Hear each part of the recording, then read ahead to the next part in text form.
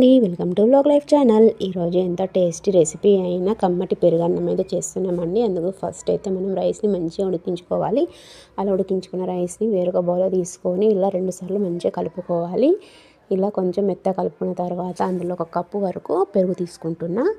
నేను ఏ కప్పుతో అయితే పెరుగు తీసుకున్నామో అదే కప్పుతో ఒక చిన్న గ్లాస్తోని ఒక 1.5 వరకు వాటర్ తీసుకోవాలి. వాటర్ తీసుకున్న తర్వాత ఇలా మొత్తం మంచిగా కలుపుకోవాలి. ఇందులోనే రుచికి సరిపడా సాల్ట్ వేసుకోవాలి.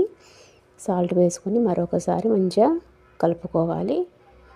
తర్వాత ఒక కడాయి తీసుకోవాలి. అందులో ఒక 2-3 టేబుల్ స్పూన్ల ఆయిల్ వేసి అది వేడెక్కిన తర్వాత కొద్దిగా ఆవాలు, జీలకర్ర వేసుకొని ఫ్రై చేసుకోవాలి.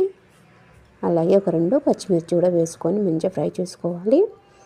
కొద్దిగా అయిపోయిన తర్వాత కొద్దిగా కరివేపాకు వేసుకొని కొంచెం ఫ్రై చేసుకోవాలి.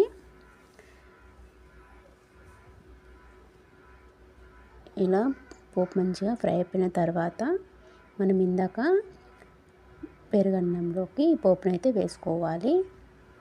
అంతే అండి, ఎంతో టేస్టీగా ఉండే కమ్మటి పెరుగన్నం అయితే రెడీ అయిపోయింది. టేస్ట్ మరింత పెంచడానికైతే కొన్ని దానిమ్మ గింజలు కూడా పైనుంచి చల్లుకుంటే టేస్ట్ అయితే చాలా బాగుంటుంది. ఒకసారి మీరు కూడా ట్రై చేయండి.